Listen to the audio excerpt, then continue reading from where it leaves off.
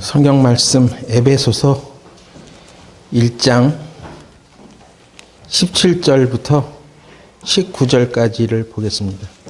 우리 주 예수 그리스도의 하나님, 영광의 아버지께서 지혜와 계시의 정신을 너희에게 주사 하나님을 알게 하시고 너희 마음 눈을 밝히사 그의 부르심의 소망이 무엇이며 성도 안에서 그 기업의 영광의 풍성이 무엇이며 그의 힘의 강력으로 역사하심을 따라 믿는 우리에게 베푸신 능력의 지극히 크심이 어떤 것을 너희로 알게 하시기를 구하노라. 네, 여기까지 읽었습니다. 기도드리겠습니다.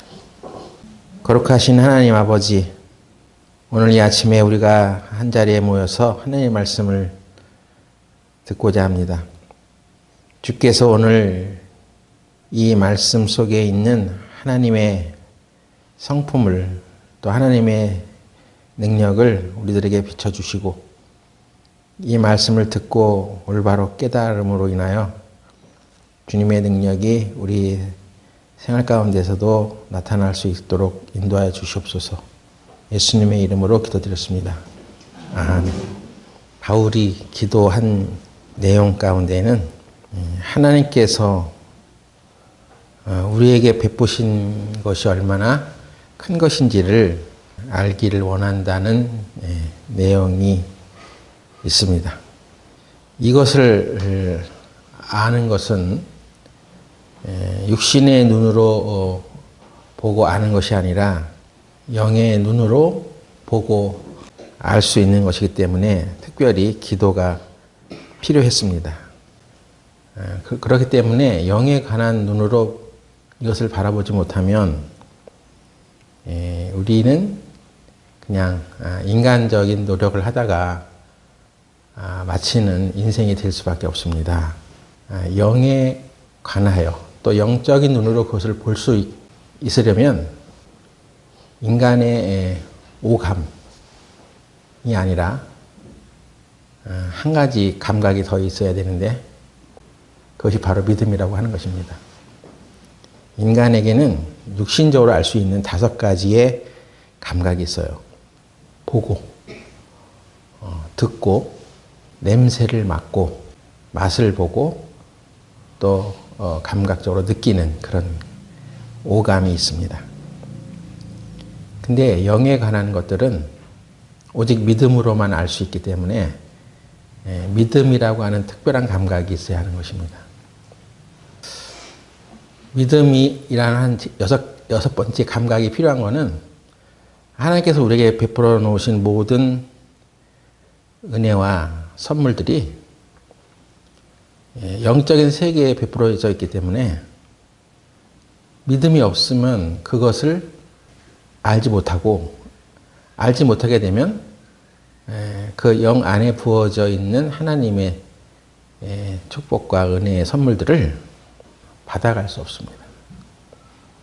하나님께서 우리에게 부어주신 이 은혜의 선물들은 병을 고치고 또 귀신을 쫓아내고 하는 일뿐 아니라 우리의 실제 경제적인 영역에서도 하나님께서 우리들에게 주신 그 은혜의 능력을 가지고 사용해 가라고 하셨어요. 또 성령이 오게 되면 하나님을 증거하는 증인의 능력도 행할 수 있다고 하셨어요. 그리고 예수님께서 제자들에게 5,000명을 먹일 수 있어야 하는 그 많은 사람들을 앞에 놓고 많은 식량이 필요했을 때 제자들에게 너희가 먹을 것을 주어라 이렇게 말씀하셨습니다. 그러면 예수님께서 그 많은 인원을 먹여야 되는 현실적이고 경제적인 문제에 닥쳤을 때 우리가 그럴 능력이 없고 우리가 그것을 할 수 없는데 능력도 없는 사람에게 네가 먹을 것을 주어라 라고 말할 수 있겠습니까? 그런 능력이 안 되는 사람에게 그런 말은 안 하죠. 근데 예수님께서 그 제자들에게 너희가 먹을 것을 주어라 얘기했을 때는 인간의 방법, 인간의 생각으로는 할 수 없는 그 일들은 하나님으로부터 오는 것이다. 그게 하나님부터 온다는 얘기는 하나님의 은혜의 힘으로 하는 것이다. 그래서 하나님의 은혜의 능력을 힘입고 그 일을 하라고 하신 것이었습니다. 그런데 제자들은 그런 루트와 방법을 쓰지 않았죠. 일단 거기도 일종의 교회 공동체의 모형이었으니까 예수님 제자들 중에 연복계를 담당하는 사람들이 재정을 먼저 살펴봤을 것이고 이것으로는 저 많은 사람들을 먹일 수 없습니다. 그렇게 판단을 했고 그들이 본 것은 부족한 재원과 넘치는 인원으로 인해서 인간의 힘으로 할 수 있는 그 선을 넘어섰다고 생각했기 때문에 그 일을 할 수 없다는 결론을 내리게 되는 것입니다. 그래서 예수님께서 친히 하늘을 우러러 축사하시고 그것은 하나님의 은혜를 청구한 거죠. 하나님의 은혜의 능력을 청구하고 그것으로 인해서 이렇게 사람들에게 베풀어진다는 것을 몸소 나타내 보이셨던 것입니다. 성경이 우리에게 주는 것은 인간의 힘으로 뭔가를 해서 어떤 것을 이루어가는 것이라면 그건 한낱 종교 생활에 불과해. 하나님의 능력을 펼칠 수 없어. 근데 이 세상은 마귀가 들끓고 있고 사람들로 하여금 마귀에 종속되어 살아가게 하는데 이제 그 마귀에 종속된 권세를 끊어버리고 하나님의 능력의 권세로 다시 회복시켜서 하나님이 주신 그 은혜의 능력을 가지고 살아갈 수 있도록 해주시는 거예요. 그것을 성경은 계속 얘기하고 어떤 기적이 일어날 때마다 그게 너희들의 힘으로 하는 게 아니야. 하나님으로부터 온 그 은혜의 능력을 힘입어서 하는 거야. 이것을 우리들에게 계속 가르쳐 주는 것입니다. 사도행전을 또 살펴보면 많은 사람들에게 복음을 전하게 되고 그 증거의 능력이 나타나는데 그걸 보면 이건 사람의 힘으로 하는 것이 아니라는 것을 우리가 알게 돼요. 사도들과 선지자들이 복음을 전했을 때 하나님 말씀이 왕성해지니까 그 믿는 자들이 많이 늘어났다고 합니다. 근데 그 많이 늘어났다는 얘기들이 그냥 더해졌다는 개념에만 그치는 것이 아니라 배가 되었다. 뉴 킹제임스 성경에 보면 믿는 자의 수가 많아졌다는 얘기를 멀티플라이라고 되어 있어요. 그것은 곱셈의 법칙으로 늘어났다는 얘기입니다. 그냥 우리가 쉽게 생각할 수 있는 사람들이 그냥 하나하나씩 더해졌다는 개념이 아니라 막 곱하기로 늘어났다는 얘기예요. 그러니까 이것은 하나님의 능력으로 하는 일과 사람의 힘으로 하는 능력에는 분명히 차이가 있습니다. 그래서 우리가 하나님의 그 능력을 힘입어 살아가야 되는 거예요. 그 능력을 사모해야 되고. 근데 어떻게 그런 능력이 우리에게 오냐는 거예요. 물론 우리에게 그 일을 할 수 있도록 성령을 부어주셨는데 그렇게 해 주셨음에도 불구하고 이 은혜의 능력이 우리 교회 생활하면서 많이 나타나지 않고 있는 이유가 무엇이냐 하는 것입니다. 로마서 5장 한번 보세요. 로마서 5장 1절. 그러므로 우리가 믿음으로 의롭다 하심을 얻었은즉 우리 주 예수 그리스도로 말미암아 하나님으로 더불어 화평을 누리자. 또한 그로 말미암아 우리가 믿음으로 서 있는 이 은혜에 들어감을 얻었으며 하나님의 영광을 바라고 즐거워하느니라. 믿음으로 서 있는 이 은혜에 들어감을 입었다. 하나님의 은혜가 풍성하신데 그 은혜는 우리 인간이 힘을 할 수 없는 하나님의 능력이 그 안에 있어요. 그래서 여러분이 하나님의 은혜를 힘입으면 하나님의 능력 가운데 살아갈 수 있습니다. 그런데 그 하나님의 은혜에 어떻게 들어가냐면 우리가 믿음으로 은혜에 들어감을 입는다는 거예요. 이거 지난번에도 잠깐 설명을 해드렸습니다마는 은혜가 서 있어 이렇게. 하나님이 우리에게 주신 은혜가 이미 있고 더 풍성한 은혜를 주시기 위해서 은혜가 서 있어. 우리한테 주려고. 그런데 그건 어떻게 그럼 그 은혜에 들어가냐면 믿음으로 들어간단 말이에요. 그러니까 신앙생활을 왜 믿음으로 우리가 해야 되고 믿음에 대해서 강조를 하고 그러냐. 물론 구원을 받는 것도 우리가 하나님이 우리에게 주신 은혜죠. 그 은혜를 입으려면 믿음으로 그 은혜를 우리가 받는 거예요. 그런데 구원의 은혜만 있는 것이 아니라 은혜의 강물이 흐르고 있어. 그래서 하나님께서 온 모든 신비한 것들, 능력, 지혜, 계시. 그러니까 우리가 능력이 필요한 부분들, 정말 하나님의 능력이 필요하다고 여겨지는 모든 부분들에 대해서 그런 은혜의 강물 속에 그런 것이 흘러가고 있는데 내가 믿음으로 거기다가 송수관을 연결하느냐 이거거든요. 그래서 죄사함의 은혜가 우리에게 왔어요. 구원을 우리가 입게 됐어. 그뿐만 아니라 하나님의 은혜의 능력은 우리들에게 성령의 능력으로도 오고 복음을 전하는 능력, 또 병을 고쳐주는 은혜의 능력, 귀신을 쫓아내는 권세의 능력, 우리 현실적인 재정과 경제적인 면에서도 하나님께서 우리를 형통케 하시는 그런 축복, 이런 것들이 다 그 은혜 안에 들어있어요. 은혜는 굉장히 포괄적이야.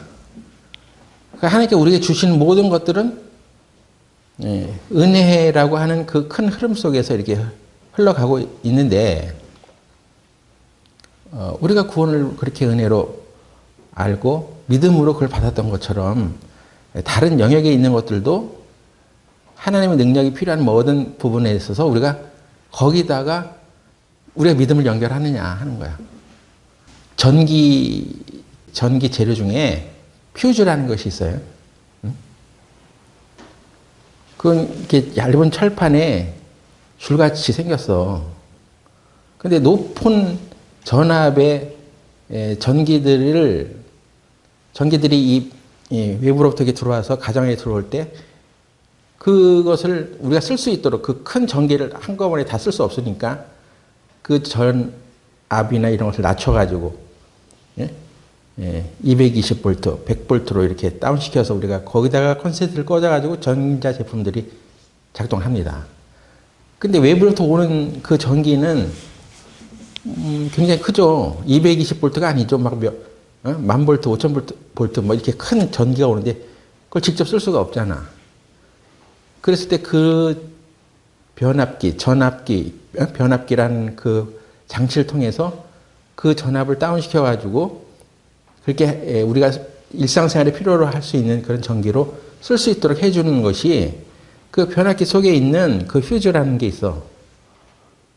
그래서 그걸 통해서 거대한 큰 전기의 힘을 이렇게 흐르도록 해주는 거예요. 근데 그게 끊어지면 전기가 작동이 안 되죠. 우리가 많은 여기서 뭐 밥솥도 돌려, 저도 전기 렌지도 돌려, 뭐 이것저것 다 돌리다 보면 과부하 걸려서 끊어지잖아요, 전기가. 그러면 그 휴즈라는 게 끊어진 거예요. 그래서 그 휴즈를 갈아 끼면 비록 얇은 그런 철사의 줄 하나에도 불구하고 그 전기가 다시 살아나. 그게 바로 그 휴즈가 믿음의 역할이라는 거예요, 우리 믿음.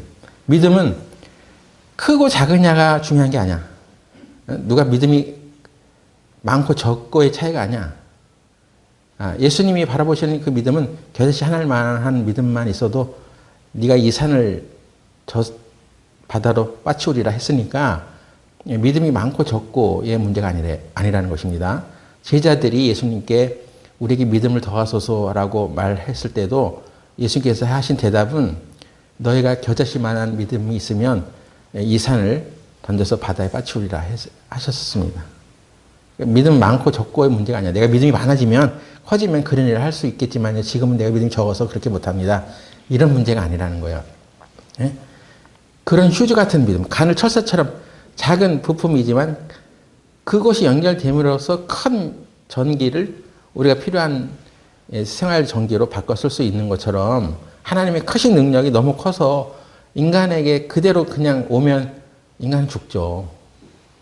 그 능력을 수용할 수가 없어. 근데 그 휴지처럼 작은 역할을 하는 그 철사 한 조각 같은 믿음만 있어도 그것을 우리들이 그 크신 하나의 능력을 우리 실제 생활 속에서 그걸 사용해 갈 수 있다는 것입니다. 근데 그 하나님의 은혜라고 하는 그 커다란 흐름에 담겨져 있는 것이 우리 인간에게 올 때 서로 다른 영역에 속한 것들이 올 수 있단 말이에요. 오는 거란 말이에요. 여러분이 집합이라는 걸 배웠죠? 그리고 집합은 중고등학교 수학책에 옛날 수학 정석이라는 책을 가지고 다 수학을 공부했는데 교과서도 그렇고 맨날 수학의 첫 번째 나오는 단어는 집합이야.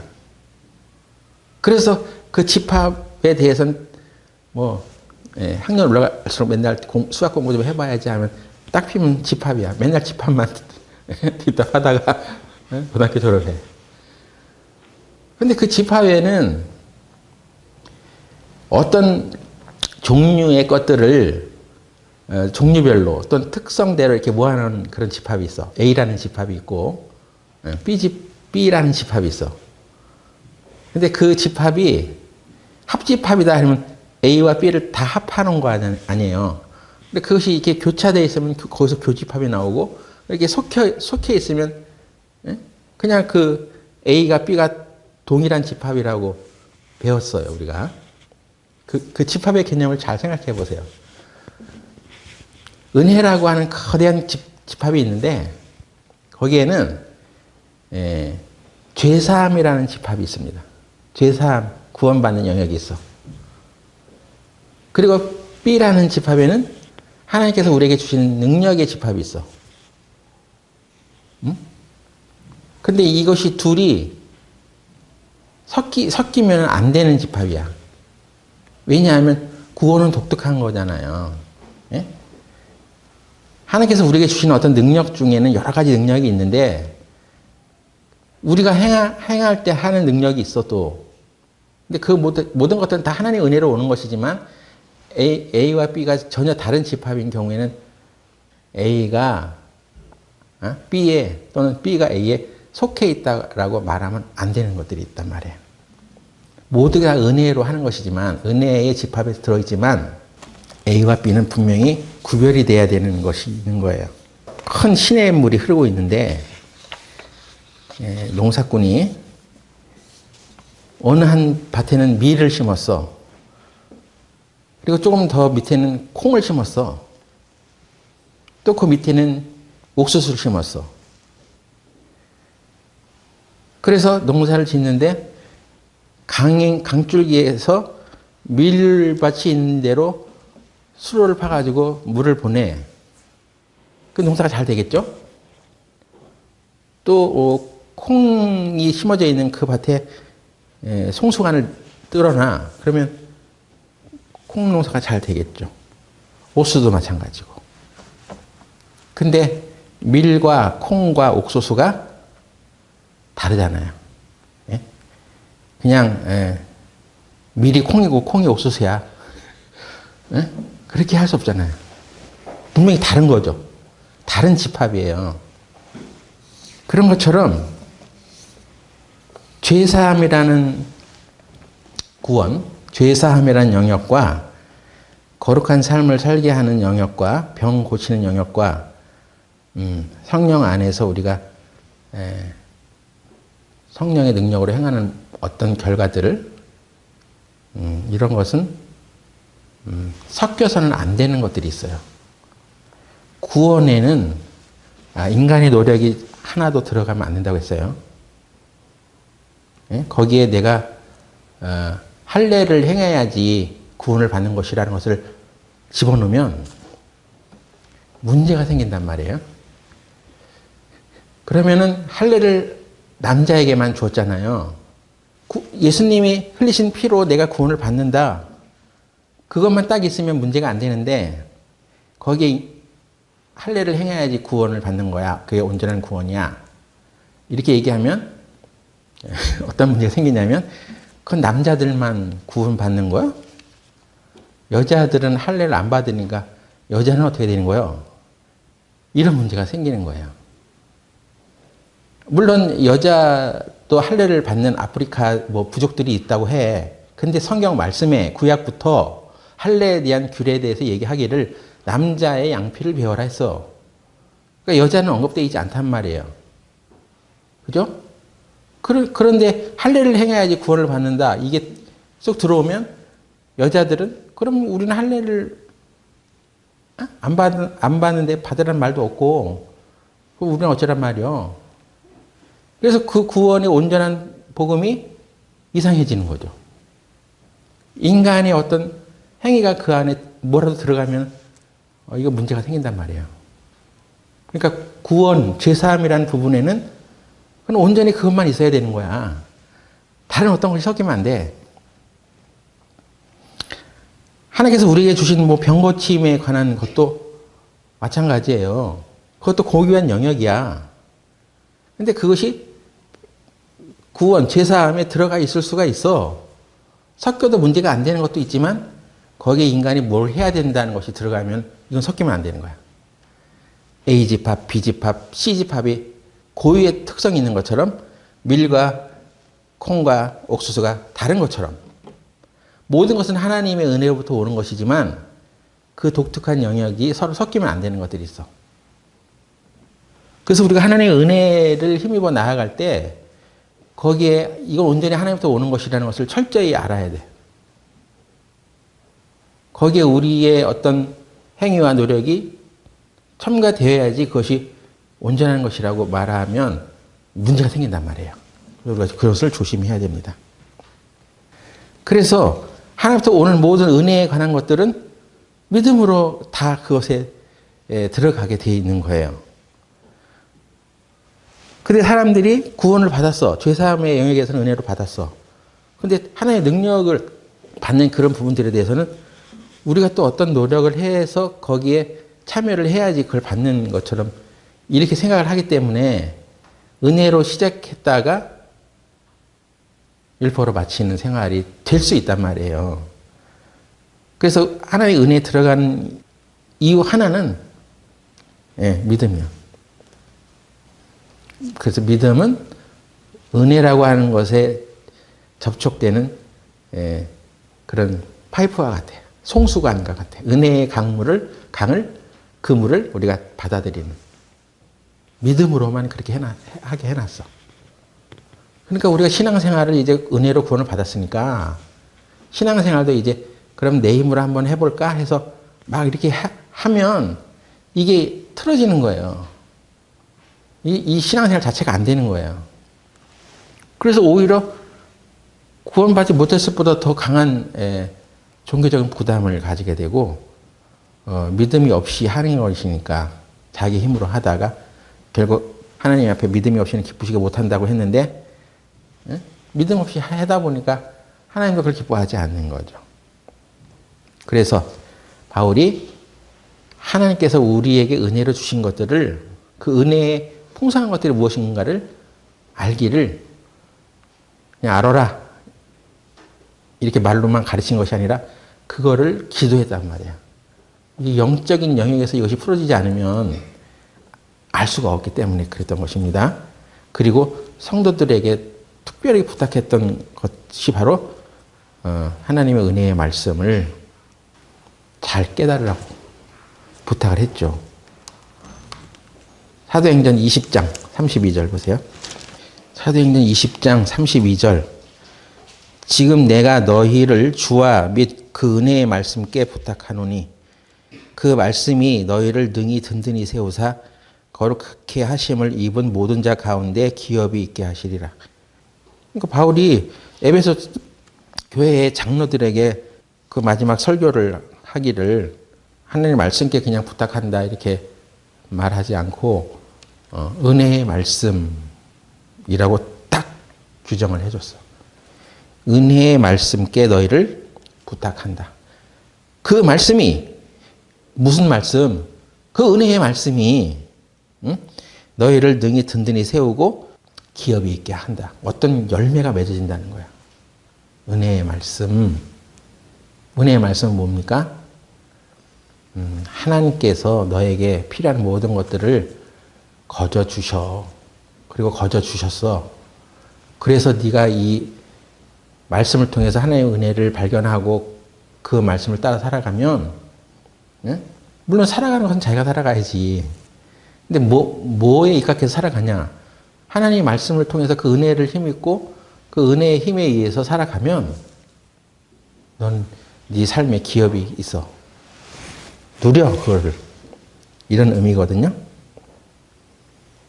그래서 하나님의 모든 은혜는 하나님의 말씀에 들어있어요. 여러분이 하나님의 말씀을 정말 돈을 찾는 것 같이 은과 금을 구하는 것 같이 그 말씀을 잘 찾아가면 거기에는 하나님의 은혜에 관한 모든 축복과 능력이 다 들어있어요. 그게 흘러가. 그 은혜의 강물이 흘러가. 그래서 내가 믿음으로 손을 뻗쳐서 그걸 딱 연결하면 그 믿음을 통해서 우리들에게 다 오게 돼 있어요. 그런데 우리가 그렇게 그런 믿음으로 살아가지 못한다는 게 문제예요. 실전에 약하다는 것입니다. 그래서 우리가 계속 그런 훈련을 해야 돼. 그런 훈련을 해나가는 것이 성화예요. 어떻게 우리가 거룩해져? 우리 힘으로는 거룩해져 갈 수 없어. 그런데 하나의 은혜를 계속 묵상하면서 그 말씀을 통해서 그 말씀의 은혜가 있으니까 그걸 흡수하다 보면 그 말씀이 너희를 거룩하게 한단 말이에요. 그러니까 하나님의 말씀 속에 들어있는 그 은혜를 계속 추구해 가다 보면 하나님이 내 인생의 주인이구나. 이런 걸 알게 되죠. 그래서 거룩해진다, 성화가 된다 하는 거는 내 인생에 하나님이 나의 주인이시다는 것을 계속 의식하고 살아가는 사람이 된다는 거예요.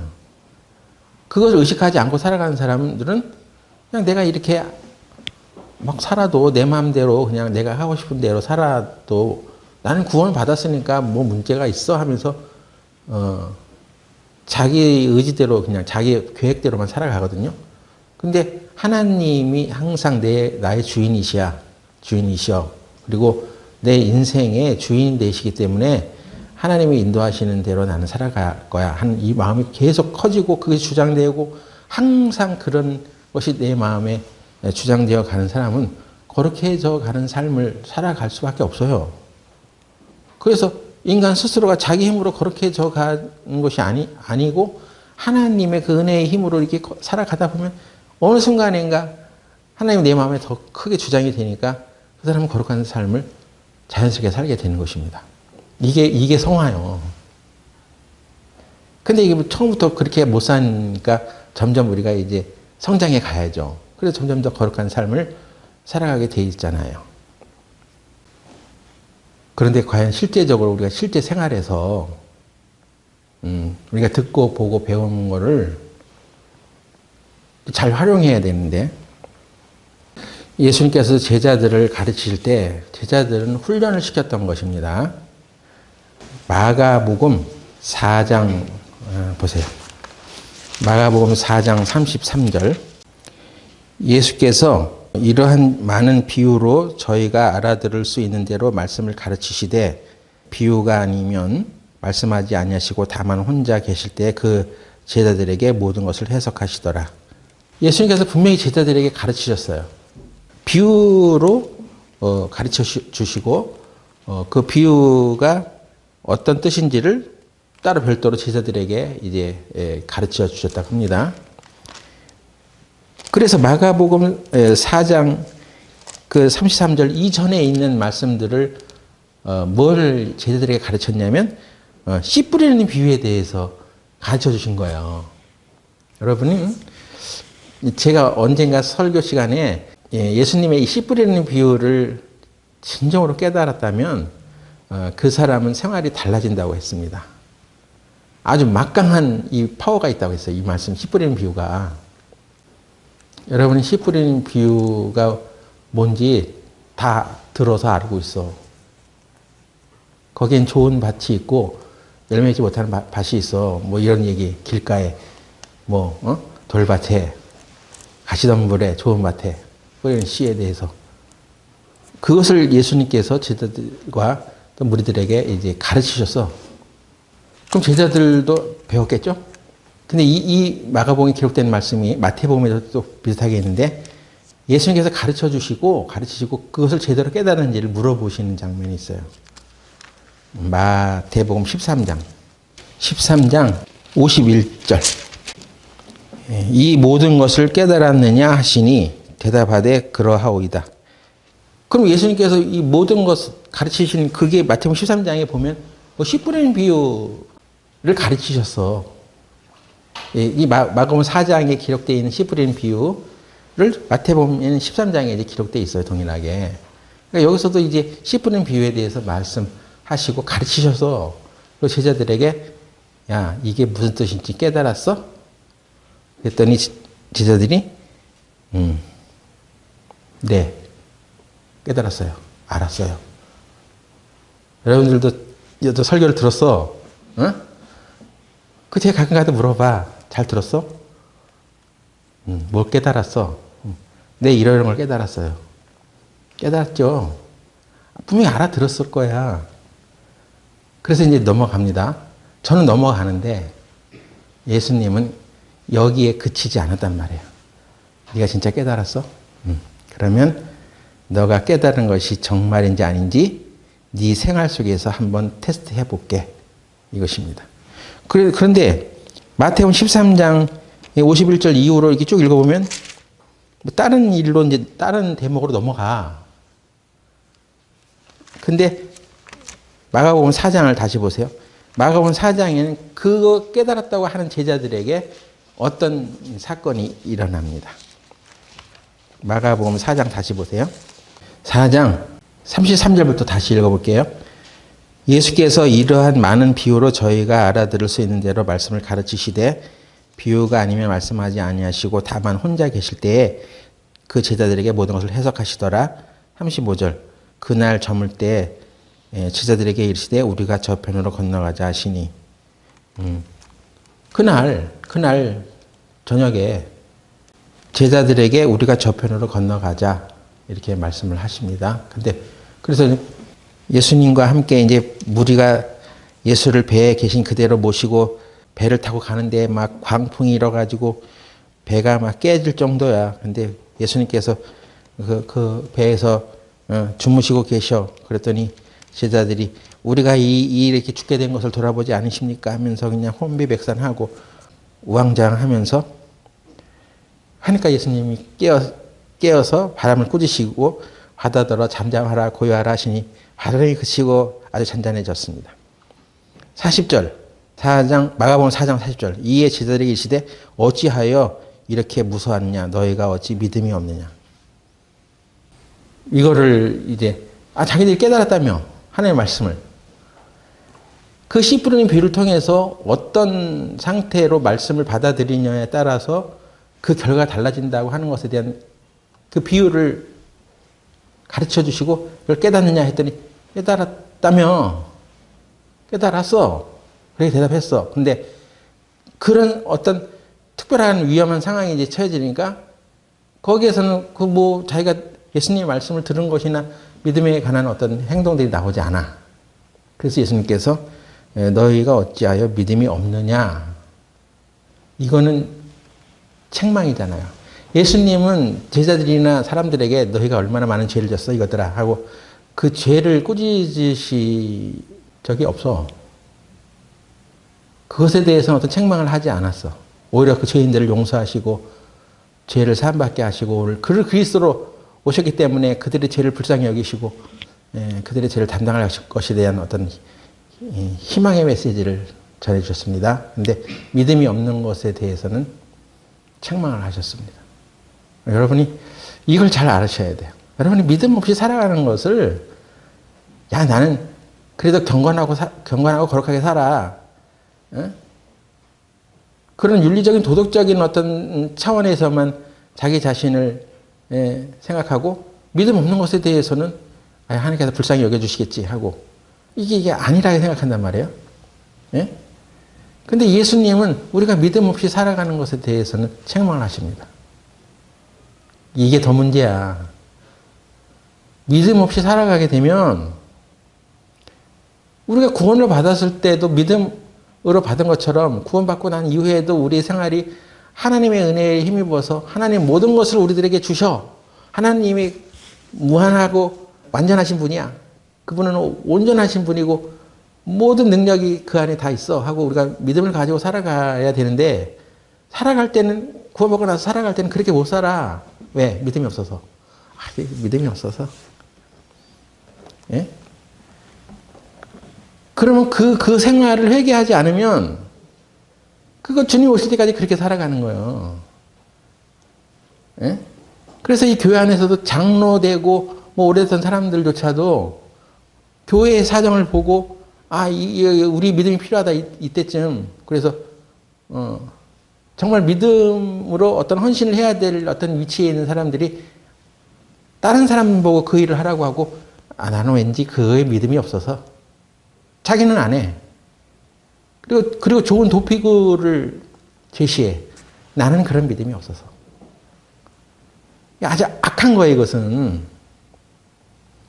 자기는 헌신을 한 번도 한 적이 없어, 자기 삶을. 자기를 들여본 적도 없어. 그때쯤에 쑥 빠져가지고 니네들이 해. 너희들은 돈 없지? 너희들은 복음 전하는 애들이지? 그러니까 니네들이 해. 우리가 그 돈을 줄 테니까. 돈으로 막 사람을 부려. 그래서 교회 장로나 오래된 사람들이 뒤에 가서 뒷짐지고 있으면서 이래라 저래라 하는 거예요. 그래 왠지 자기는 믿음이 없어서. 이렇게 방어막을 치고 악하게 살아가는 거예요. 만약에 예수님 앞에 그런 말을 했다면 예수님이 심하게 책망을 하실 것입니다. 그러니까 제자들도 하나님의 말씀 듣고 잘 깨달았다고는 했지만 실제 생활 속에서는 이것이 안 되는 거죠. 우리가 지금 이렇게 살아가면 우리 교회가 부흥이 안 된단 말이에요. 우리 교회가 더 부흥할 수 있는 그런 여러 기회들이 있었음에도 불구하고 우리가 그렇게 되지 않았던 것에는 이 믿음의 문제가 그 안에 있었던 거예요. 이스라엘 백성들이 가나안 땅을 정탐하고 나서 했던 그 보고서 한 장이 이스라엘 민족 전체 운명을 갈랐습니다.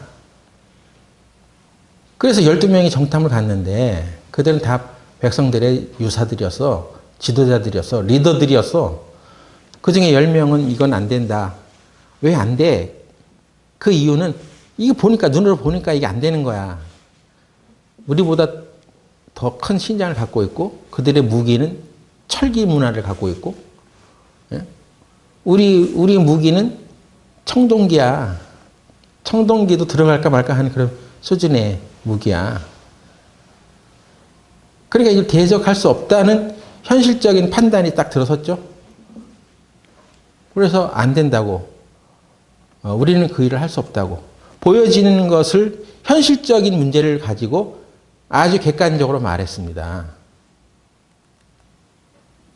그런데 두 사람은 그게 아니야. 물론 그렇지만 그것은 사실이지만 진리는 그게 아니야. 진리는 하나님의 말씀이야. 하나님의 말씀이 우리에게 그것을 가서 취하라고 하셨고 우리가 믿음을 가지고 하나님이 함께 하시면 그것을 얻을 수 있어. 그 두 사람이 다수결에 밀렸던 거죠. 다수가 10명이 그냥 확 큰 소리 내버리니까 2명이 깨갱한 거죠. 그들의 말을 듣지 않습니다. 이스라엘 사람들이. 그래서 하나님께서 진노하셔서 이 백성들이 언제까지 나를 믿지 않느냐는 것에 대한 교훈을 그들이 40년 동안 받았던 것입니다. 그 우리 교회 현실적인 문제잖아 이런 것이. 여러분이 교회 재정이 없고 돈이 없으면 믿음이 어떤 적극적인 공세들을 우리가 취하겠습니까? 네? 그 전도 집회 해야 되는데 돈이 없어. 그러면 어떻게 할 것이에요? 교회 재정 장부를 보니까 마이너스 100만 원이야. 그것을 할 수 없어. 전도 집회를 하려면 여러 가지 비용이 필요하고 강사도 모셔야 되고 돈이 필요한데 없어. 없으면 어떻게 할 거냐 말이에요. 그래서 할 수 없는 거야. 그래서 목회자가 그 비용을 마련하려고 아르바이트를 갔어. 여러분 그때 무슨 생각을 했습니까? 아직 어려서? 그건 저 목사님이 해야 할 일이고 저 전도인이 해야 할 일이군. 전도 집회에서 돈이 없는데 어쩔 수 없잖아. 현실적으로 없잖아. 그러니까 할 수 없는 거지 뭐. 그렇게 해서도 전도 집회를 해야지 뭐. 그거 아니겠어요? 복음을 전하기 위해서 직장을 그만두고 복음을 전하려고 하는 그런 상황에 있는데 월급을 못 줘. 교회 헌금이 들어온 게 없어. 그래서 월급 줄 때까지 그 목회자는 기다려야 돼. 나 언제 월급 주는 거야? 하고 기다려야 돼. 그런 시간을 우리가 보냈다는 것에 대해서 여러분 회개를 좀 하시라고 하는 것입니다. 현실적인 문제들로만 가지고 그걸 판단하게 되면 이렇게 되는 거예요. 과연 여러분이 신앙이 어려서만 그랬을까요? 저는 그렇게 생각하지 않습니다. 믿음이 없었어. 신앙이 어리다고 구원받은 지 얼마 안 됐다고 해서 다 어린 건 아니에요. 믿음이 없었던 거예요. 그거 하나님 우리가 함께 하시면 우리가 이 복음 전하는 선한 일을 하는데 하나님 우리가 함께 하시면 그것도 다 마련될 것입니다. 하고 자기 주머니를 털어서라도 그 비용을 마련하고 이렇게 나가야 되는데 안 한 거야 그때 당시 우리가. 그래서 우리 교회가 부흥되지 못한 것에 우리 각자가 다 한몫한 거예요.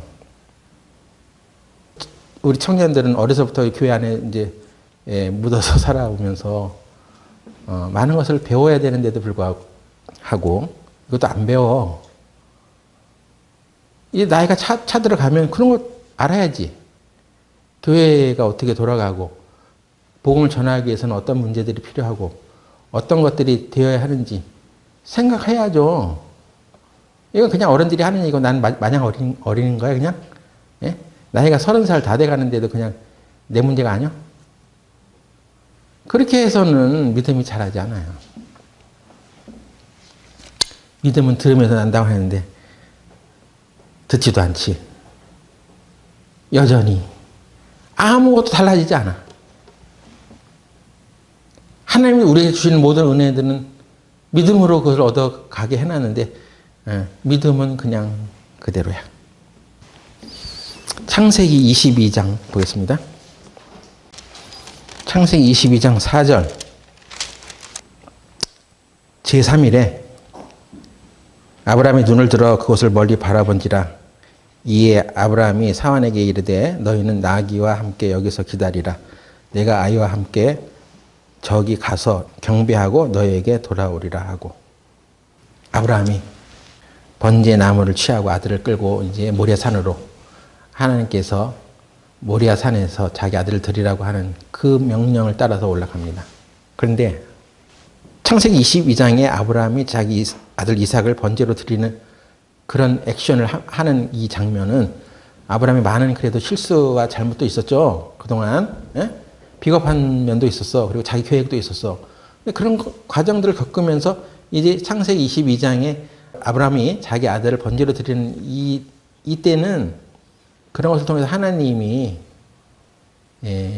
모든 것을 준비하신다는 믿음을 갖고 있는 상태로 성숙해져 있는 상태란 말이에요.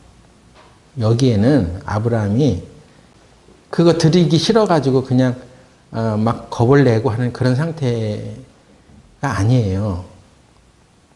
아브라함은 그 실수에 자기 계획에 의한 이 의심 이런 것들로 인해서 이런 실패의 과정을 겪으면서 성장해서 이제 자기 아들을 바치는 그런 대목인데 우리는 성장하지 않았어. 우리 믿음이 성장하지 않았어. 그래서 성장하지 않는 사람의 시각으로 이걸 보니까 자기 생각이 여기 투영이 되는 거지. 아브라함이 아주 그냥 얼마나 마음이 아팠을까. 여기에 자기의 성장하지 않은 믿음의 상태가 여기가 투영이 되는 거야. 그러면 어떻게 이 말씀을 말하겠어요? 아브라함이 그때 아주 두려웠을 것입니다. 그래서 그렇게 설교를 해왔어. 그래서 우리가 그 설교를 들을 때 우리도 역시 믿음이 성장하지 않았으니까 맞아. 인간적인 생각으로 진짜 그랬을 거야. 생각해봐. 자기 아들을 번제로 드린 그거에 온전하겠어? 응? 아니 근데 이게 그게 아니라는 거예요. 아브라함이 지금 자기 사환에게 너는 여기서 기다려. 내가 내 아이와 함께 저기 올라갔다가 저기 올라가 뭐 해? 자기 아들 이삭을 바치고 다시 너에게로 돌아오리라. 그것도 내가 아이와 함께 저기 가서 경배하고 너에게 돌아오리라. 뭐 아무 일도 아닌 것처럼. 네? 어떻게 이렇게 말하냐고. 다시 내가 내 아들과 함께 하나님 경배하고 다시 일로 돌아올게. 거기에는 뭐 아들 죽여버리고 자기 혼자 내려온다는 의미가 아니에요. 이렇게 안전한 귀환을 어떻게 자기 사람들에게 얘기할 수 있겠습니까? 그것은 하나님이 어떻게 하실 것에 대한 것에 대한 믿음을 갖고 있는 상태의 말이라는 거예요. 그래서 히브리서 11장에 보면 이 대목에 대해서 어떻게 말하냐면 히브리서 11장 17절 보세요. 히브리서 11장 17절.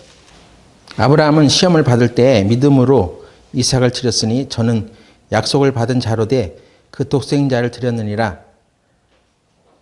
저에게 이미 말씀하시기를 네 자손이라 칭할 자는 이삭으로 말미암이라 하셨으니 저가 하나님이 능히 죽은 자 가운데서 다시 살리실 줄로 생각한지라.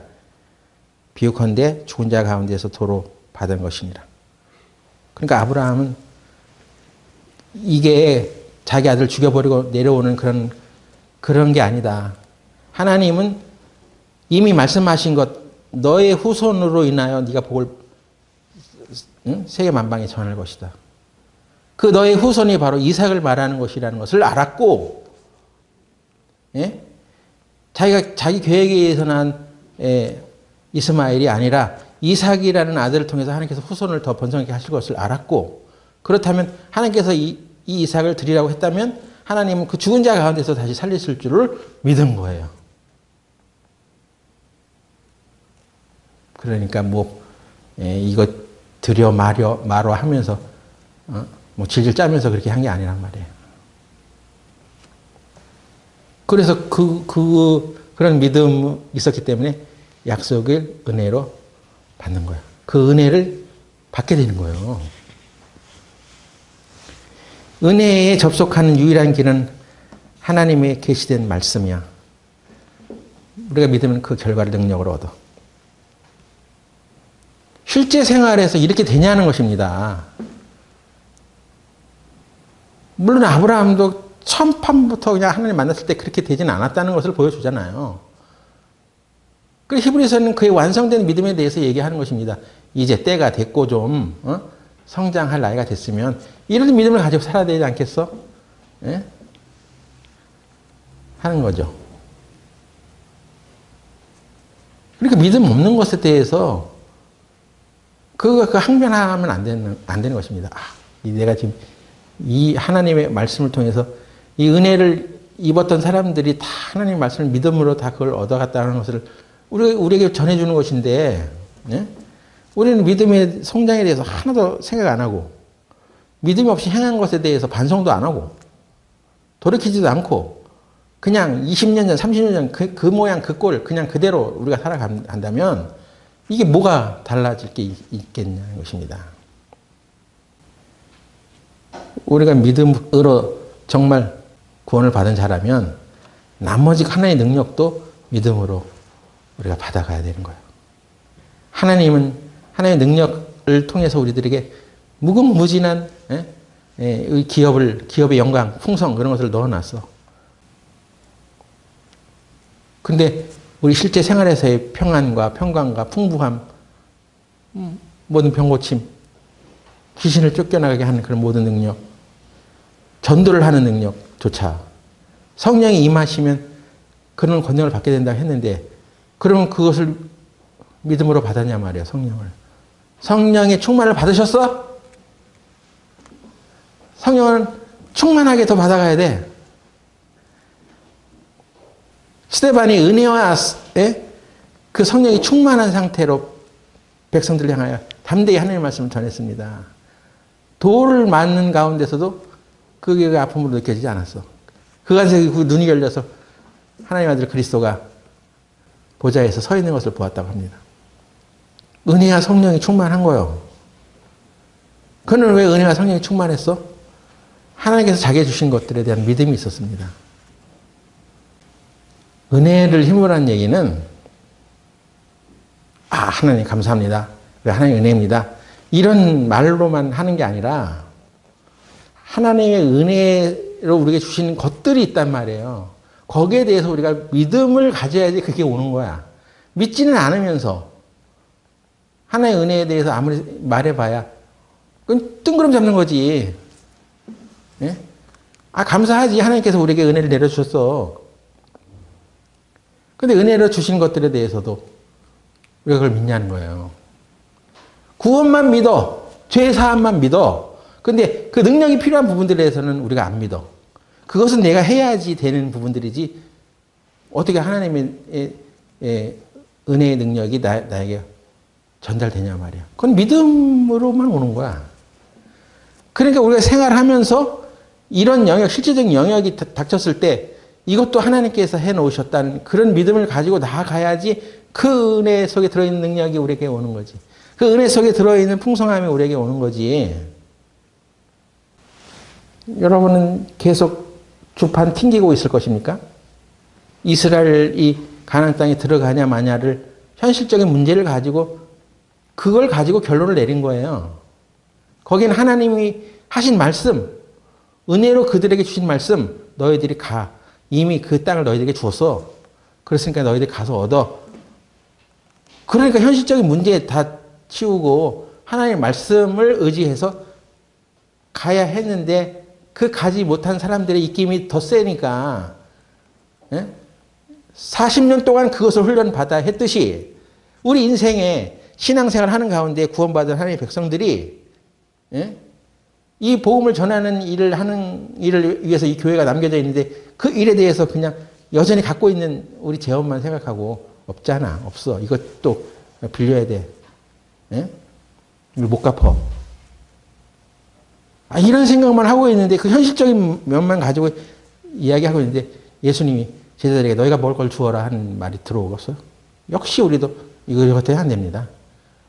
이번 재정 마이너스예요. 그 사람들 그거 하려면 돈 많이 들어요. 그게 그 상황 판단의 근거야, 그냥. 뭐 하나님은 없는 거지. 그러니까 다 깨달았다고 하면서 그럼 실제적으로 그 문제를 딱 앞에 놨더니 안 되잖아요. 도대체 하나님의 말씀을 뭘 믿는 것입니까, 우리가? 그래서 왜 하나님의 말씀을 안 믿냐 말이에요. 하나님의 말씀을 안 믿는 것은요, 그의 마음이 교만하기 때문에 그렇습니다. 하박국 2장 4절 보세요. 하박국 2장 4절.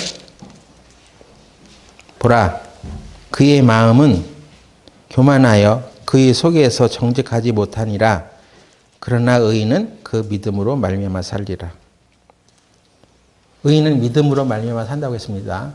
이건 너무나 유명한 말씀이기 때문에 여러 각도로 이것을 적용해 가지고 이 말씀을 통해서 구원을 받은 사람도 있고 구원의 확신을 얻은 사람도 있고 믿음으로 인하여 병을 고침받은 사람도 있고 믿음으로 말미암아 산다는 이것 때문에 그의 재정적인 어떤 어려움 가운데서도 하나님의 건져주심을 체험하며 살아가는 사람도 있습니다. 근데 의인은 믿음으로 말미암아 산다는 것과 대조가 되는 말씀이 뭐예요? 마음이 교만한 사람이 대조가 됐잖아요. 그의 마음은 교만하여 정직하지 못해. 그러나 의인은 믿음으로 말미암아 살리라. 그러니까 교만한 사람은 믿음이 없었던 사람이라는 거예요. 왜 믿지 못해? 자기가 더 잘났거든. 자기 생각이 더 뛰어나. 성경에서 말하는 하나님이 말씀하신 교만은 어떤 일에 대해서 자기의 성과를 자랑하는 그런 차원의 문제가 아니라 하나님의 말씀을 믿지 않는 것을 교만이라고 하는 것입니다. 자기를 더 믿기 때문에 그런 것입니다. 가난 정탐의 교훈은 10명이 교만한 거야. 이게 보니까 안 되는 거야. 하나님 믿지 않기 때문에, 하나님의 능력을 신뢰하지 않기 때문에 있는 그대로 상황만 보고 그렇게 얘기하는 거예요. 여러분은 가난 정탐의 교훈을 그냥 우습게 생각하면 안 됩니다. 이거 뭐 성경 이런 내용을 몰라서 못하는 게 아니에요. 끊임없이 배우는데, 그래 깨달았어? 응, 가난 정탐이면 이런 일이 있었어. 여호수아 갈렙은 믿음을 가지고 들어갔어. 잘 알았지? 그러면 그 문제를 거기다 딱 놔라. 그럼 너 교회에 돈 없을 때 어떻게 할 거야? 복음 전해야 되는데 돈 없어 어떻게 할 거야? 네? 네 집안에 하나님 나라의 일을 위해서 헌신하고 희생해야 되는 상황에 돈이 없어 어떻게 할 거야? 배운 거랑은 전혀 다른 선택과 결정을 하는 거예요. 그건 깨달은 게 아니에요. 모든 계산과 판단의 근거가 자기에게 있잖아요. 자기 힘에 있잖아. 그래서 하나님의 은혜를 주신 것들을 못 받는 거예요. 아, 나는 뭐 그냥 믿는데, 하나님께서 모든 걸 주셨다고 했는데, 왜 나는 안 주시지? 그럼 믿음을 딱 규명해야 돼. 진짜 믿어? 응? 너 정말 그 휴즈가 연결돼 있어? 어마어마한 은혜 속에 들어있는 하나님의 풍성을 네가 받을 수 있는, 그 전압을 견딜 수 있는 휴즈, 그게 있냐고. 그것은 상황에 의해서, 현실적인 문제에 대해서 그것을 보고 판단하는 게 아니야. 오직 하나님의 말씀, 그걸 붙들어야 되는 거야. 하나님 보시기 진짜 겸손한 사람은 자신의 능력을 근거로 판단하는 사람이 아니라 하나님의 능력에 의지하는 사람이라는 것입니다. 그래서 우리 교회가 하나님께서 모든 것을 주셨다고 하는 믿음을 가져야 돼. 그분이 모든 것을 하셨어. 나를 믿는 자는 내가 하는 것보다 더 큰 일을 한다고 하셨어. 아유, 감히 어떻게 예수님이 하시는 것보다 더 큰 일을 할 수 있단 말이에요. 그래서 예수님께서 나를 믿는 자는, 너 믿냐고, 그것을. 그걸 믿으면 예수님이 자신이 한 일보다 더 큰 일을 우리가 이 세상에서 해나갈 수 있다고 하셨잖아요. 그것을 예수님이 말한 거야. 누가 말한 게 아니라. 그럼 어떻게 우리가 그 일을 해나갈 수 있어? 하나님께서 또 다른 보혜사, 성령을 보내주셨잖아. 그래서 성령을 받고 그 성령으로 인하여 증거된 예수 그리스도의 은혜를 힘입고 살아가는 사람들은, 믿는 사람들은 그 일을 할 수 있어. 근데 왜 못해? 결국 믿음이 없기 때문에 그렇습니다. 우리는 믿는 대로 받는 거예요. 그리고 받은 대로 나눠주는 것입니다. 거저 받았으니 거저 주어라. 믿는 대로 받고 받은 대로 나눠주는 거야. 받은 게 없는데 뭘 나눠주겠어요. 이건 내 거고 내 힘과 능력으로 얻은 거야. 하나님부터 온 것이 아니야. 내가 아침에 새벽밥 먹으면서 출근해가지고 힘들게 벌어들인 거야. 이걸 왜 나눠줘? 나눌 수가 없죠. 자기 건데. 우리에게 하나님께서 모든 것을 은혜로 주셨다면, 여러분이 디자이너라면 하나님께서 주신 그 창의적인 생각이 넘쳐나야 됩니다. 그리고 그것을 하나님께서 주신다는 믿음을 가져야 돼. 하나님께서 내가 그런 일을 해나갈 수 있도록 나에게 창의적인 모든 사고를 주셔서 하나님 감사합니다. 그것을 주십시오 하고 구하면서 일을 해나가. 당신이 사업가라면, 사업을 하는 사람이라면 하나님께서 그만이 가지시는 독특한 사업 아이템과 아이디어를 주셔. 하나님께서 그런 것도 주셨단 말이에요. 그걸 믿고 살아가. 그걸 믿고 하나님께 구하면서 나아가. 그럼 다른 사람들은 정말 생각지도 못한 어떤 사업 아이템을 해나갈 수 있을 것입니다. 여러분이 공부하는 학생이라면 나는 공부를 못해. 이렇게 생각하지 말고 공부를 안 하려고 하니까 문제지. 뺀질이와 게으름이 성질이 합해져가지고 안 해버리니까 문제지. 하나님께서 그러고도 잘할 수 있는 예? 지혜와 능력을 주셨어. 그럼 그걸 구하면서 열심히 해나가.